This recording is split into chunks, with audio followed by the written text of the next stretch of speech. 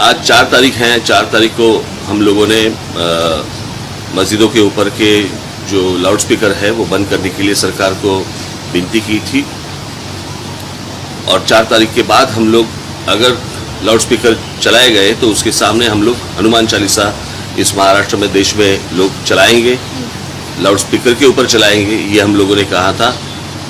उसके हिसाब से अगर महाराष्ट्र में आज का मुझे जो समझ आया है, जो सुबह मुझे बताया गया, उसके हिसाब से कुछ 1400 या 1500 कुछ मस्जिदें हैं और उसके ऊपर से 135 मस्जिदों के ऊपर सुबह 5 बजे के पहले जो सुप्रीम कोर्ट ने जो बताया वो नियम तोड़कर 135 मस्जिदों के ऊपर सुबह अजान लगाई गई लाउडस्पीकर के ऊपर। मैं पूछ रहा हूं महाराष्ट्र की पुलिस को, इन 135 मस्जिदों के ऊपर आप कौन सी कार्रवाई करने वाले हैं?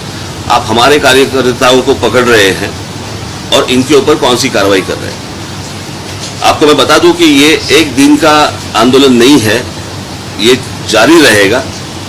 और इसके बाद भी जहां जहां पे ये जो सुप्रीम कोर्ट ने डेसिबल का जो नियम बताया है, मैंने आपको बताया कि सुप्रीम कोर्ट ने जो बताया है कि 45 से 55 तक डेसिबल होना चाहिए लाउडस्पीकर का।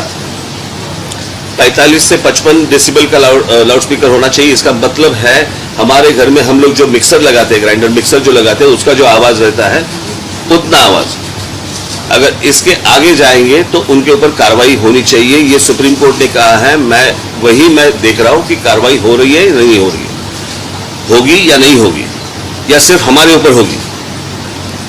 हम इस देश में, महाराष्ट्र में शांतता चाहते हैं, कोई दंगा फसाद नहीं चाहते। हम सिर्फ चाहते हैं कि जैसे मस्जिदों के ऊपर है, अगर इलीगली अगर मंदिरों के ऊपर भी होगा वो भी निकालो। ये विषय सामाजिक है, ये धार्मिक विषय नहीं है, ये पहले समझ लो आप।